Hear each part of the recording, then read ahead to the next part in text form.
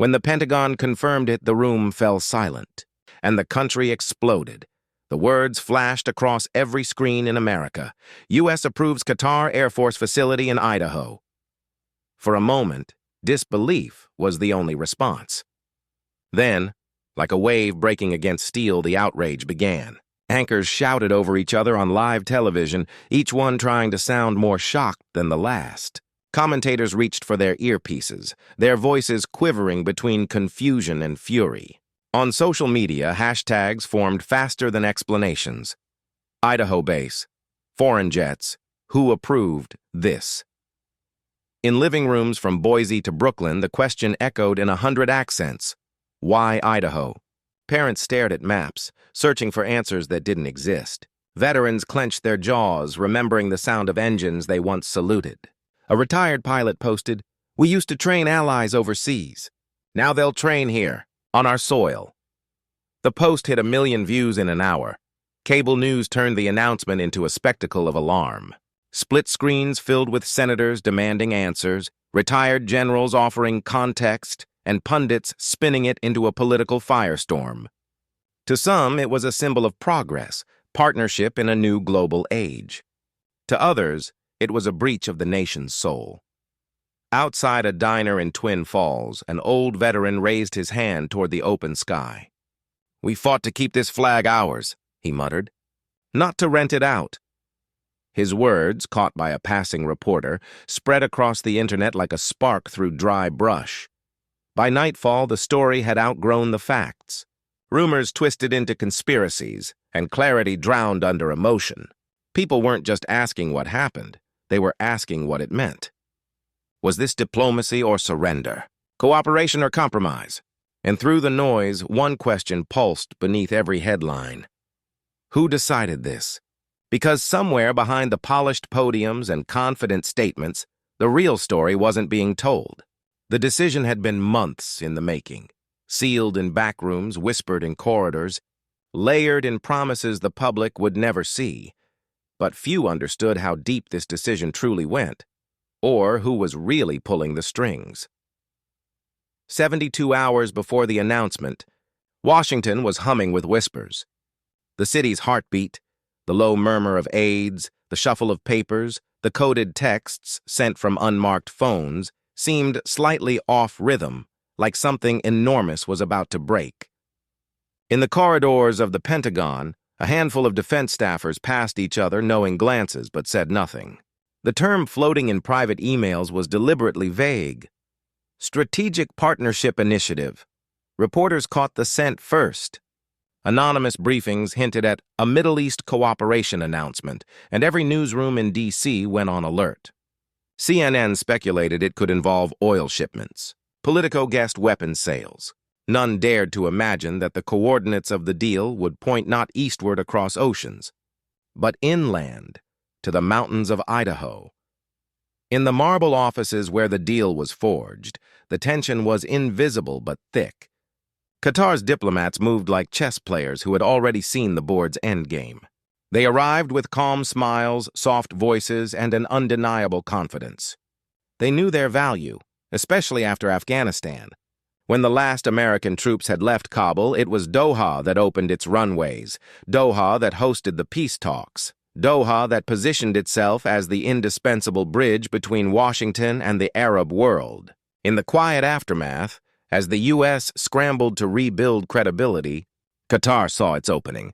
Inside one secure conference room, an American negotiator scribbled notes as a Qatari envoy spoke about shared security infrastructure and bilateral training. The phrases sounded harmless, almost noble.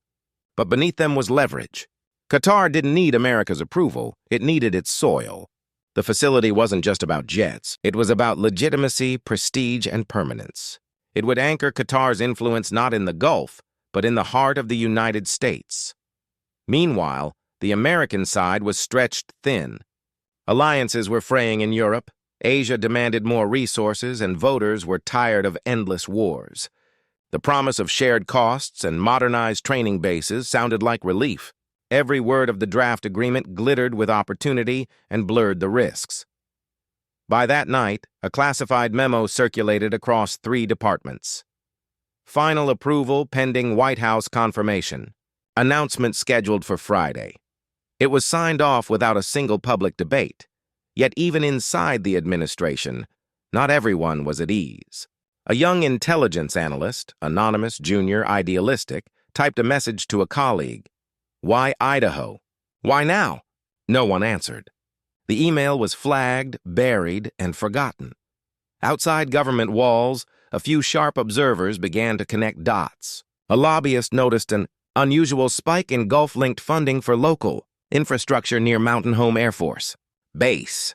A defense journalist caught a fleeting reference to joint pilot training exercises. But before they could publish, the story vanished behind layers of bureaucratic deflection. In hindsight, the signs were everywhere.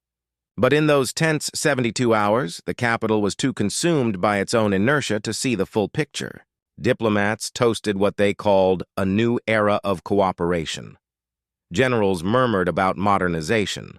Consultants drafted press releases laced with optimism. Everyone seemed relieved to be part of something that sounded like progress. And yet, beneath the polished language and the smiling photo ops, an unspoken question lingered in the air like the echo of a warning. Was this diplomacy or dependency? That was the question no one dared to ask aloud. Not until the announcement hit the airwaves and the outrage began. To understand the uproar, we have to go back to how this quiet desert state became one of America's loudest power brokers. In the desert heat, power doesn't roar, it whispers. And for decades, Qatar mastered that whisper. Barely the size of Connecticut, the nation once dismissed as a speck of sand between giants had learned to make every grain count. Oil had made its neighbors rich. Gas made Qatar untouchable. Beneath its shimmering skyline lay the world's third-largest natural gas reserves, and with them a quiet empire. While others built armies, Qatar built influence. It traded brute strength for diplomacy, brute force for information. In every regional crisis, Qatar found opportunity. When the U.S. needed an air base during the wars in Iraq and Afghanistan, Doha offered Al Udeid, a state-of-the-art facility carved out of desert and ambition. Washington called it partnership. Qatar called it leverage. Then came the soft power revolution. Al Jazeera, its media crown jewel, rose from a local broadcaster into a global megaphone. It spoke the language of revolution and reform, wrapping its messages in the silk of journalism, but weaving influence deep into the Arab street. When protests swept across the Middle East, Al Jazeera's cameras were already there, shaping perception, steering emotion. Governments fell. Qatar's voice grew louder. To outsiders, the emir's smile was disarming, courteous, cultured, fluent in diplomacy. But behind every handshake was calculation. Each gesture, each donation, each humanitarian partnership was a thread in a web that reached far beyond the Gulf. While others competed for territory, Qatar bought access, universities, think tanks, sports clubs, politicians. From London to Washington, the nation's wealth seeped quietly into institutions that once shaped Western policy. The checks came small at first, then larger, until dependency replaced debate. During America's long wars, Qatar positioned itself as the indispensable friend who could talk to everyone. The Taliban, Hamas, Western diplomats, and Washington's rivals. The world began calling Doha the global mediator. But in truth, mediation was just leverage disguised as peacekeeping. Every time America needed a favor, Qatar reminded it of past debts. Access granted, bases secured, hostages released. Every favor deepened the tie. Every tie thickened the chain. Inside the Pentagon, analysts began noticing the shift. Qatar wasn't asking permission anymore. It was proposing deals that benefited Doha first, then framing them as strategic for the alliance. A veteran intelligence officer once described it as smiling brinkmanship, an art form where charm concealed control. Washington, meanwhile, had its own blind spots. Years of overreach had eroded its diplomatic confidence. Allies were restless, budgets were stretched, and public opinion was weary. In that fatigue, Qatar found its opening. It funded academic programs on cross-cultural defense cooperation. It hosted conferences that invited America's best and brightest, all expenses paid, to panels about shared futures.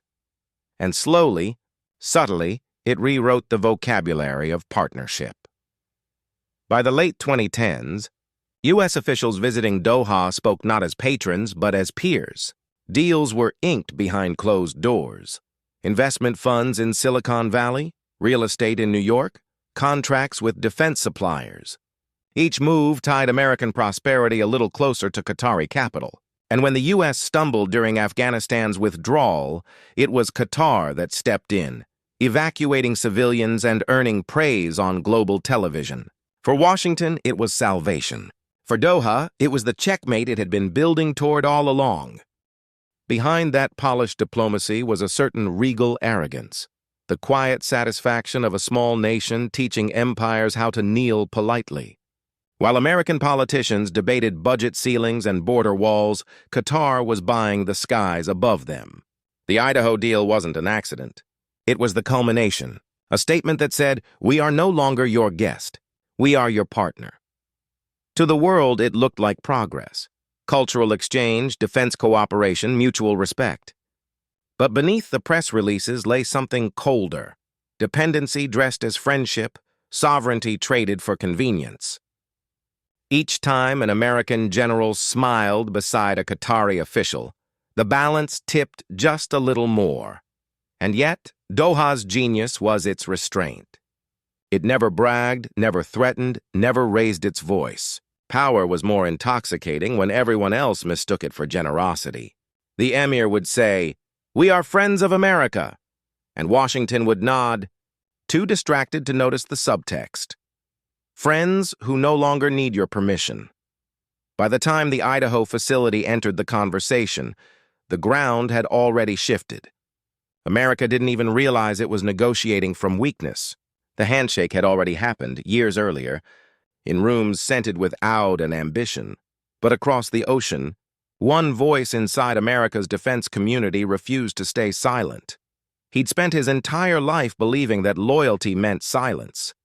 In the Air Force, silence was discipline. In politics, silence was survival. But somewhere between those two worlds, Colonel David Hale discovered a third truth: that silence, when it protected the powerful, was a form of surrender. Hale wasn't a man of theatrics. His voice carried the kind of authority that came not from rank, but from the calm certainty of experience. A combat strategist turned defense advisor. He'd flown missions no one talked about and written policy briefs no one wanted to read. His colleagues called him the conscience in uniform, half in admiration, half in irritation. Months before the Qatar deal was signed, Hale stood before a committee deep inside the Pentagon and said the words that made the room uncomfortable. "Allowing foreign militaries to operate training grounds inside U.S. borders will rewrite our sovereignty," he warned, his tone measured, not dramatic. "You can't share a cockpit without sharing control," some smirked. Others shifted in their seats. A general leaned toward his aide and muttered, "He's seeing ghosts again." But Hale didn't flinch. He knew what it looked like when trust turned into dependence. He'd seen it in Iraq when coalition promises dissolved under the weight of ambition. He'd seen it in Afghanistan, where partnerships blurred into occupations, and allies one day became intermediaries the next. In those war-torn skies, he'd learned to tell the difference between cooperation and compromise, a distinction Washington seemed determined to forget. Hale's reports grew more urgent. He cited patterns: funding pipelines that bypassed oversight, foreign advisors quietly embedded in U.S. exercises, domestic contractors answering to overseas investors. Each memo ended with the same line: America's alliances should strengthen its independence, not dilute it. But the memos were quietly filed away. His superiors said his tone was too alarmist. One even pulled him aside and said, "David, this isn't the Cold War. The world's changed." Hale only smiled faintly. "Maybe," he replied, "but gravity hasn't." He didn't crave the spotlight. If anything, he avoided it. But the weight of what he saw, the erosion of boundaries masked as diplomacy, began to gnaw at him. Late nights in his small Arlington apartment, he'd stare at the classified documents on his desk, the maps with color-coded flight corridors, and wonder how much longer the illusion could hold. One night, he visited his old mentor, a retired pilot named Morgan Pierce. Over cheap coffee and silence thick with nostalgia, Hale asked, "When did we stop asking who gets to land on our runways?" Pierce sighed. "When we needed the money," he said. Every empire learns that lesson the hard way. The next morning, Hale sent one last internal warning. He wrote that establishing foreign-run facilities, even under the guise of joint training, risked a precedent no democracy can easily undo. The reply came a week later. "Your concerns are noted. The project remains under review." But behind closed doors, the project wasn't under review. It was already done. The ink was drying while Hale's reputation quietly dissolved. Invitations to meetings stopped. His emails went unanswered. His colleagues avoided eye contact in hallways. The same men who once asked for his advice now whispered that he was stuck in the past. Still, he couldn't let it go. He began digging deeper, following defense contracts, tracing Qatari investment trails, connecting them to domestic lobbying groups with suspicious timing. What he found wasn't proof of treason or corruption, just something subtler, more dangerous. Comfort. The comfort of power shared too easily, of responsibility outsourced for convenience. He tried one last time, briefing a senator he trusted, a young reformer known for blunt honesty. The senator listened, brow furrowed, then finally said, "Colonel, if what you're saying is true, this could blow up everything." Hale nodded. "It's already lit," he said. The senator promised to raise questions at the next hearing. But days later, the news cycle shifted, the topic disappeared, and the hearings were postponed indefinitely. Washington moved on. Hale didn't. Then, one Friday morning, the Pentagon made its announcement. Qatar had been approved to build a training facility in Idaho. Hale heard it not from a colleague, but from a television in a quiet cafeteria. The words sliced through him like shrapnel. Around him, others reacted with curiosity, confusion, even amusement. One officer chuckled. "Guess we've got new neighbors." Hale stood there, his coffee untouched, the screen reflecting off his tired eyes. He didn't shout, didn't storm out. He simply whispered, "We just gave away something we can't get back." That night, he drafted a resignation letter he never sent. Because beneath the resignation was a deeper resolve, the kind that doesn't end careers, but starts crusades. He'd been ignored, dismissed, and quietly erased. But the story wasn't over. They told him he was paranoid. Until the first Qatari aircraft touched down in Idaho. The morning they arrived, the Idaho air was still, the kind of cold that carries sound for miles. From the small-town diner to the feed store, people stepped outside when they heard the low hum of engines. Not the familiar thunder of American F-16s, but a deeper, foreign growl that rolled over the valley like something out of another world. 3 Qatari transport planes broke through the thin clouds, their silver bellies glinting against the mountain sun. They descended in formation, graceful, deliberate, landing on a runway now lined with fresh signage in 2 languages, English and Arabic. The banners read, "Joint Air Defense Training Facility," the U.S. flag on one side, Qatar's maroon and white crest on the other. Local reporters were already there, cameras shaking in the wind. The first Qatari pilot stepped out, crisp uniforms pressed, gold insignias gleaming in the morning light. They smiled, saluted, posed for photos.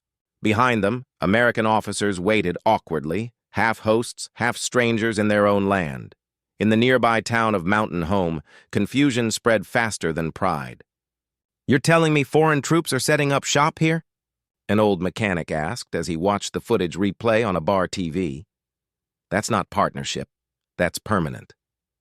Outside City Hall, a small group gathered with handmade signs. "Keep Idaho American. No foreign bases on U.S. soil." Some shouted, others just stood in stunned silence. Across the street, a smaller crowd waved flags of both nations, chanting about progress and diplomacy.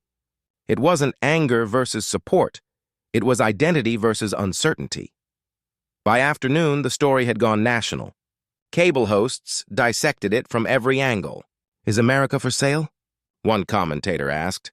"Or is this the price of leadership in a global age?" The question split the screen. Two pundits yelling past each other while the Chiron below screamed, "Foreign military base approved in U.S. heartland." In households across the country, families debated over dinner. Some called it a betrayal of sovereignty, others a bold new chapter in international cooperation. One Idaho mother spoke to a reporter through tears. "I just don't want my kids to grow up saluting two flags." The Pentagon tried to calm the storm. Spokespersons assured the public it was an allied training partnership under strict oversight, but the tone was sterile, rehearsed. No one seemed to own the decision. Meanwhile, the Qatari ambassador gave a press conference in D.C., smiling as he spoke of mutual trust and shared skies. The words floated like perfume, pleasant, practiced, impossible to grasp. On social media, the divide widened. Hashtags like American airspace and our foreign footprints trended for days. Memes showed cowboys shaking hands with sheikhs, eagles trading their wings for oil barrels. Beneath the humor, something deeper stirred. The uneasy feeling that the line between ally and authority had begun to blur. In Mountain Home, tension turned personal. Cafes buzzed with whispered opinions, school teachers dodged political questions, and veterans' halls filled with long, uneasy silences. Yet amid the discomfort, there was also awe. The jets that streaked over the mountains were unlike anything locals had seen. Kids watched from their yards, eyes wide, as the desert met the Rockies in a collision of worlds. Colonel David Hale watched the broadcasts alone. Every image, every handshake and headline confirmed what he'd feared. The deal was no longer theory. It was reality, shimmering and undeniable. His phone buzzed with messages from former colleagues. "You were right." "How did this get approved?" But none of it felt like vindication. It felt like loss. Quiet, irreversible loss. As evening fell, the base lights shimmered against the dark Idaho horizon. Arabic calligraphy glowed softly beside English letters, a symbol of partnership to some, of capitulation to others. The wind carried the faint echo of jet engines, fading into the night. And somewhere in that silence, the nation's unease settled into something heavier. Because while America watched, debated, and argued about symbols, something much larger was already moving beneath the surface. But what came next would turn outrage into an international scandal. The leak hit Washington before sunrise. A single PDF, 97 pages, stamped Confidential Defense Liaison, appeared on an encrypted journalism site. The subject line was clinical: Qatar Strategic Cooperation Framework, but inside it was dynamite. Hidden clauses, unsigned addendums, entire chains of emails showing that the Idaho facility had bypassed 2 congressional oversight committees. It wasn't an alliance. It was an arrangement. Within hours, phones lit up across Capitol Hill. Staffers scrambled, aides whispered in hallways, and the Pentagon's press office went dark. On social media, the hashtag Dark American Airspace roared back to life. Someone had leaked the truth, and everyone knew who it was: Colonel David Hale. By noon, the story had consumed every network. Breaking: whistleblower claims Qatar air deal circumvented oversight. The anchors spoke his name with awe and caution, the way people talk about someone who might have just changed history or destroyed their career. That afternoon, Hale walked into the Senate hearing room wearing a plain gray suit. No medals, no entourage, no fanfare, just the weight of truth sitting on his shoulders. The chamber was packed, journalists, cameras, analysts, all waiting for the man who'd defied the world's most powerful alliance. Senator Whitman, an old defense hawk from Virginia, leaned into the microphone. "Colonel Hale," he began, his tone dripping with authority, "you are under oath. Do you confirm that you leaked classified materials regarding the Qatar partnership?" A pause. Hale looked up, eyes steady. "I confirm that I released information the American people were never meant to see," he said quietly. Information that proved their government sold access to our skies without their consent. The room erupted, shutters clicking, whispers rising, reporters rushing to text out quotes. Whitman's gavel slammed down. "Order! Colonel Hale, you realize the severity of your actions?" "I do, Senator," Hale replied. But the severity of silence would have been greater. Another senator, this one younger and visibly shaken, interjected. "Are you suggesting the Department of Defense knowingly concealed foreign access to domestic installations?" Hale nodded slowly. "Not just this one. This was a test, a precedent. There were already talks with 2 other nations, both with military interests tied to our energy policies. Qatar was the opening move." The room froze. You could hear pens stop moving. Cameras zoomed in. This wasn't diplomacy. Hale continued, his voice low but unflinching. It was dependency disguised as partnership. "We've built a marketplace of military access, where foreign partners can buy their way into our airspace. One handshake at a time. Gasps. Murmurs. A senator's aide covered her mouth. In the back rows, journalists fired off live updates. Colonel Hale accuses Pentagon of selling sovereignty. Whistleblower testimony shocks Congress. Foreign access to U.S. airspace for sale. Outside, protesters gathered under stormy skies chanting his name. Flags waved, some American, some with the slogan, "Protect our skies." The rain began to fall, and still they stayed, watching the hearing on massive LED screens. Back inside, Senator Whitman tried to regain control. "Colonel, you've made serious accusations without proof." Hale raised a folder. "The proof is here. Communications between the Defense Liaison Office and the Qatari delegation. Lines redacted from the public release. The signatures that should have gone through oversight, replaced with initials. You can verify them yourself." He slid the folder across the table. The senator stared down at the papers, face tightening. "You're risking your freedom, Colonel," Whitman said coldly. "I already served for it," Hale replied. "Now I'm just defending what's left of it." The gallery broke into applause, brief, muffled, quickly silenced by the gavel. But the sound lingered, echoing through the room like a heartbeat. Hours later, as Hale exited the building surrounded by reporters, flashes filled the dusk. Questions flew like bullets. "Do you fear arrest? Will the administration respond? Do you regret it?" He stopped at the top of the marble steps. Rain slicked his hair. His tie clung to his chest. "I regret that it took this long for anyone to listen," he said. "But if sunlight is a crime, then so be it." The clip went viral before he reached the car. Tens of millions watched, shared, and commented. Some called him a patriot. Others a traitor. Hashtags surged. Hailstorm, or Truth in Uniform, or American Airspace, talk shows filled with shouting matches. One pundit declared, "This man just exposed the biggest breach of sovereignty in modern history." Another sneered, "He's destabilizing alliances our soldiers depend on." But underneath the noise, one feeling pulsed through the nation. A strange, electric sense of awakening. For the first time, ordinary citizens could see the strings, the deals made not for safety, but for influence. Not for defense, but for dominance. Hale's testimony turned the invisible visible. At a coffee shop in Seattle, a young immigrant barista watched the hearing replay on her phone. "That's what we came here for," she whispered. A country brave enough to face itself. In a veterans' hall in Texas, old servicemen raised their glasses in quiet salute. "Took guts," one said. "Real guts." But far from the cameras, in offices lit by midnight lamps, others were less sentimental. Phone calls crackled between agencies, lawyers drafted subpoenas, and classified investigations began moving under the radar. Someone in the Pentagon muttered, "We need to make an example of him." By dawn, his security clearance was revoked. His bank accounts flagged. Anonymous vehicles idled near his apartment. Hale watched it all unfold from his window, calm but resolute. The cost of truth had come swiftly, but not unexpectedly. He opened his laptop one last time and wrote a message to the public channel that first broke the story. Transparency isn't treason. It's loyalty in its purest form. The post lit up the internet within minutes. It was shared across timelines. quoted by activists, dissected by journalists, and printed on protest banners from Boise to Boston.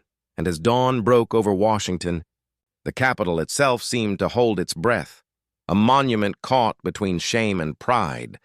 Between secrecy and awakening, Colonel Hale had done what few dared to. He'd looked power in the eye and spoken without flinching. The truth was out now, unstoppable, echoing through the halls of a government forced to confront itself. Yet even as the truth broke free, the cost of speaking out had only begun. The aftershocks came fast, louder than the leak itself. In Doha, Qatar's foreign minister appeared on every major network, impeccably dressed, unshaken. Qatar remains a trusted partner of the United States, he said with a calm smile. These allegations reflect misunderstanding, not misconduct. Behind him, the skyline shimmered, a forest of towers built from oil, ambition, and quiet deals. The message was unmistakable: we are not backing down. Across the Atlantic, Washington was cracking. Cable networks tore themselves in two. On one side, firebrand patriots railing against foreign infiltration, waving flags, demanding resignations. On the other, policy experts defending strategic integration, arguing that Hale's leak endangered critical partnerships in a volatile world. The anchors didn't just report, they picked sides. One night, a host shouted, "He betrayed his oath!" The next morning, another countered, "He honored it." Within the Pentagon, confusion turned to panic. Reports circulated that key defense contracts were being frozen pending review. Aides whispered about congressional inquiries. Emails flew at midnight, subject lines in all caps: urgent, damage control. And in the middle of the storm, Colonel David Hale disappeared from public view. The man who'd lit the fuse now lived in the shadows, alone, his phone disconnected, his apartment window covered with newspaper. Tabloids ran smear pieces, dredging up old rumors, fabricated affairs, anything to poison his image. "Disgruntled veteran," one headline sneered. "Seeking relevance," said another. Cable panels dissected his psyche as if courage could be pathologized. But what the establishment couldn't predict was the response outside the Beltway. In Phoenix, a group of veterans stood on a freeway overpass, holding a banner that read, "Our skies are not for sale." In Chicago, Air Force families gathered in a park, reading Hale's testimony aloud like scripture. Across the coasts, murals began appearing. Hale's silhouette against a backdrop of clouds and jets, the words, "Truth has altitude," painted in bold white letters. On social media, the movement exploded. Hailstorm became more than a tag. It became a rally cry. Users shared drone footage of empty training bases, speculating how many might already be foreign-operated. Threads went viral tracing money trails between defense contractors and Gulf lobbyists. "This isn't about one base," a viral post read. "It's about who really owns America's air." Even pilots began to speak up. Anonymous statements appeared on forums. "We're being told to cooperate, not to question." A retired general posted a cryptic tweet. "If you think this ends in Idaho, you don't understand the altitude of the problem." Qatar, meanwhile, doubled down. Their state media portrayed the U.S. outrage as xenophobia. "America preaches openness," one commentator said, "but trembles when the world steps through the door." It was a subtle jab, but it landed, sparking new debates about racism, hypocrisy, and global equity. In Europe, the tone was cautious but curious. British and French analysts praised Hale's courage, while quietly wondering how much of their own defense systems were being sold piece by piece. In Beijing, a military strategist smiled during a televised panel. "America's empire," he said, "is beginning to question its own reflection." The tremors reached the markets, too. Defense stocks wobbled, oil futures spiked, and investors whispered about instability in transatlantic security. The word sovereignty appeared in financial reports, a term that had nothing to do with profit until now. In Boise, Idaho, the ground zero of it all, something rare was happening. The protests that once divided the town now merged. Farmers, students, veterans, and refugees stood side by side in the city square, holding candles as a recording of Hale's testimony played on loudspeakers. "We've built a marketplace of military access," his voice echoed through the night, "where foreign partners can buy their way into our airspace, one handshake at a time." A hush fell over the crowd. For a moment, politics didn't matter. Only belonging did. And then came the knock. Late one evening, a journalist who had been in contact with Hale received an unmarked envelope. No note, no sender, just a flash drive inside. When she opened it, the files were newer, different, more dangerous. Not about Qatar this time, but another country, another deal, another facility. The next morning, before she could publish, federal agents appeared at her door. "National security," they said, showing credentials. Her laptop was confiscated, her newsroom raided. By noon, her outlet's website displayed a single message. "Under investigation." Panic rippled through the movement. Activists' accounts were suspended. Posts vanished. News anchors changed their tone overnight. Suddenly, every network carried the same breaking chyron. "Government announces new security protocol for online misinformation." In living rooms across the nation, Americans stared at their screens, realizing what was happening. The story wasn't dying, it was being buried. And somewhere in the dark, watching from exile, David Hale saw the headlines roll in. His face flickered on a muted television as his phone buzzed with encrypted alerts. Accounts deleted, allies questioned, investigations opened. He closed his eyes. He'd known this would come.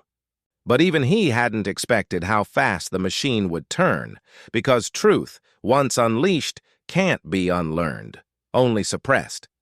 And for every voice silenced, 1,000 more were waiting to rise.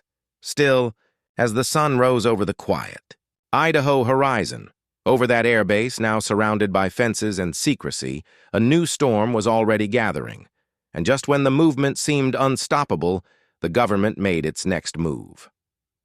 The storm finally began to slow. For the first time in months, the shouting on cable news quieted, the trending hashtags dimmed, and Washington took a collective breath. But the silence wasn't peace. It was reckoning. Under growing public pressure, Congress announced an emergency vote, a temporary freeze on all future foreign military base projects inside the United States. The announcement landed like thunder. For some, it was vindication. For others, admission of guilt. The resolution passed with a rare show of bipartisan unity, not out of shared principle but shared fear. No one wanted to be on the wrong side of history. As the ink dried, journalists called it Hale's Law. The public called it justice. But David Hale never claimed it as a victory. He watched the announcement alone, in the same small apartment where the fight had begun. The television flickered, reflecting in his tired eyes. He didn't smile. He didn't gloat. He just whispered to no one. They finally heard. In the days that followed, the media turned him into a symbol, the patriot who stood against the tide. Documentaries were planned, interviews requested, awards proposed. Yet Hale declined them all. "This isn't about me," he told one persistent reporter. "It's about what we almost lost, and how easily we could lose it again." He knew better than anyone that corruption doesn't vanish when it's exposed. It retreats, regroups, and waits for the next quiet opportunity. The danger wasn't the deal itself, it was the mindset that allowed it. The slow erosion of vigilance disguised as diplomacy. In his final address before the Senate Committee on National Defense, Hale's words carried the weight of a nation's conscience. "Freedom isn't stolen in a day," he began. "It's leased away, one deal at a time, one handshake at a time, one compromise at a time, until the day you wake up and realize the sky you once looked up to no longer belongs to you." He paused, letting the words settle. The chamber was silent. Even the cameras seemed to hold their breath. "We were founded on a simple belief," he continued. "That power serves the people, not the other way around. Our strength has never come from who we control abroad. It comes from what we protect at home. Integrity, transparency, courage. That's the real national defense." Outside the Capitol, crowds gathered to listen. Veterans in faded uniforms stood beside students waving small flags. Families came holding photographs of loved ones who'd served, not to celebrate victory, but to remind themselves what it was for. One mother in the crowd was asked by a reporter what she thought of Hale's speech. She said softly, "He didn't save America. He reminded it to save itself." The nation began to heal, not through celebration, but through clarity. Defense contracts were re-evaluated. Oversight committees gained teeth again. For a brief, shining moment, transparency felt patriotic. The movement Hale inspired turned into something larger than outrage. It became a moral awakening. And in Idaho, where it all began, the desert air base stood quiet. The Qatari planes had departed, the dual flags taken down. Only the runways remained, vast, empty, silent. Local children rode their bikes along the fence, unaware of the history written into that ground. As the sun set behind the Rockies, Hale drove out to the edge of the old facility. He stepped out of his car and looked up.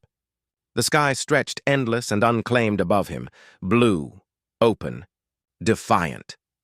He smiled for the first time in months, because beneath all the noise and politics, one truth had survived the fire: sovereignty isn't a law, it's a heartbeat. And as the dust settles over Idaho, one truth remains: the sky above America must belong to its people. So, who really controls America's airspace now? It's the question that started this fire, and the one that still lingers, echoing beyond headlines, beyond politics, beyond even the Idaho plains where it all began. The answer isn't found in contracts or committees. It's found in us, in whether we're watching, questioning, and holding power to its own promises. The story of Colonel David Hale isn't just about one deal or one base. It's about the quiet erosion of vigilance and the courage it takes to pull truth back into the light. Every era has its test, and this one came not through invasion but invitation. A handshake mistaken for trust. A partnership mistaken for progress. But the sky, the one that generations fought under, dreamed beneath, and saluted at dawn, belongs to no government, no corporation, no foreign flag. It belongs to the people who look up and remember what it stands for. So when someone tells you sovereignty is too complicated or transparency too costly, remember this story. Remember that freedom doesn't fade in battle. It fades in silence. If you believe in sovereignty through accountability, if you believe the truth should fly higher than politics, share this story. Let it travel further than the noise, reach those who've stopped listening, and remind them that vigilance isn't cynicism, it's citizenship. Because in the end, every sky reflects the values of the people beneath it. And as one jet cuts across a crimson Idaho sunset, disappearing into the horizon, we're left with a choice: to look away or to look up. The sky above America must belong to its people.